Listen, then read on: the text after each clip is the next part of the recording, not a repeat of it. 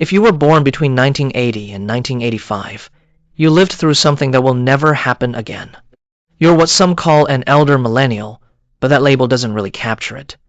You're actually the last people on Earth who remember both worlds, the one before and the one after. And that did something weird to your brain. Let me paint you a picture of the 1980s. Say you wanted to know something, anything, the answer to a random question that popped into your head. You couldn't just Google it. You had to physically go to a library, find the right section, pull a book off the shelf, and hope the information was even in there. Want to hang out with a friend? You literally had to show up at their house and knock on the door. Maybe they were home, maybe they weren't. No texts, no "on my way" messages. You just showed up. And here's the kicker. Once you left your house, you were gone, unreachable. No one could find you, track you, or ping you with a notification. You just existed in the world, moving through it without a digital shadow. This created something psychologists are only now beginning to understand, an extremely high tolerance for boredom. And boredom, it turns out, is where the magic happens. When your brain has nothing to do, it doesn't shut down, it starts building, daydreaming, problem solving, creating entire worlds in your head because there's literally nothing else competing for your attention. Elder millennials grew up with that. They had mental maps of their neighborhoods because GPS didn't exist. They had shoe boxes full of photos that mattered because there was only one copy. No cloud backup, no infinite scroll of duplicates. Then, everything changed. And it changed fast. For this group, the internet wasn't always there. It arrived.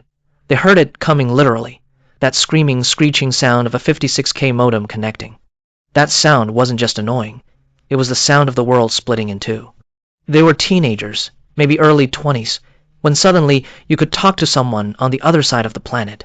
When regional secrets, the weird local band, the hole-in-the-wall restaurant only locals knew about, just evaporated. Everything became instantly global.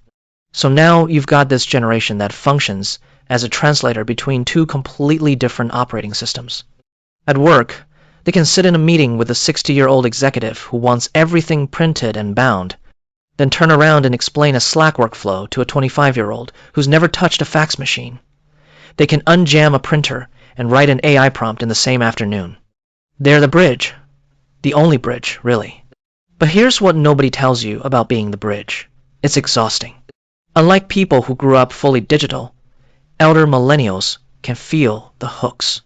They recognize when an app is designed to trap their attention because they remember what attention felt like before it was a commodity being bought and sold. They've got this phantom limb thing going on, a deep biological nostalgia for silence, for boredom, for being unreachable.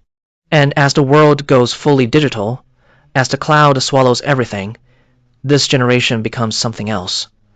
The last witnesses. The final people who will ever know, in their bones, what it felt like to simply disappear for an afternoon. They started in the dirt. They'll end in the cloud. And they're the only ones who will ever understand what was lost in between. Drop a comment right now if you remember calling someone's house and having to ask their mom if they could come to the phone. That anxiety was real.